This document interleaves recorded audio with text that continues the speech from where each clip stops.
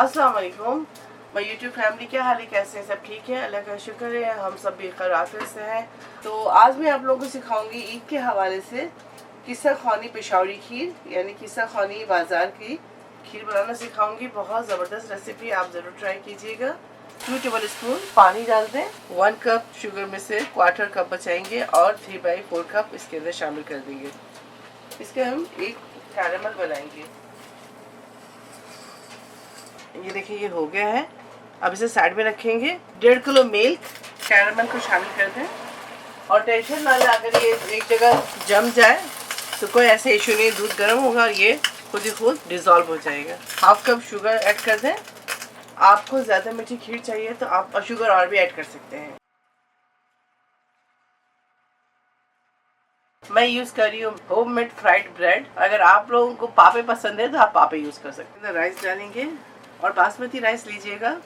आधे kilo milk के अंदर 1 पाव पहले इस दूध के अंदर डालेंगे और बाकी पापे के अंदर डालकर इसको ग्राइंड करेंगे। पहले इसको ग्राइंड करके लाते हैं और आपको दिखाते हैं। दूध को 6 से 7 मिनट बॉईल करेंगे।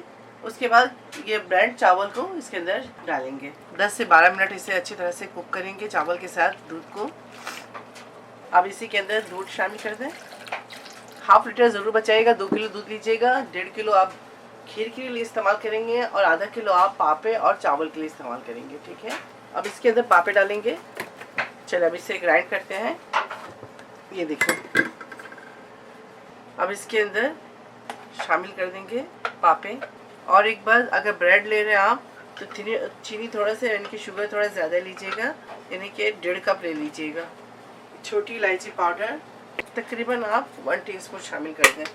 अब इसे मीडियम फ्लेम या लो फ्लेम पर 45 मिनट पकाएं ताकि इसकी कंसिस्टेंसी ठीक हो जाए, जैसे कस्टर्ड जैसे ठीक हो। उसके बाद हम फ्लेम ऑफ। पिस्ता और बादाम डालेंगे। 1/4 टीस्पून केवड़ा एसेंस और इसकी कंसिस्टेंसी देख लें आप, कस्टर्ड जैसे ठीक है। ठीक है, इस तरह से रखिएगा, रनी नहीं है।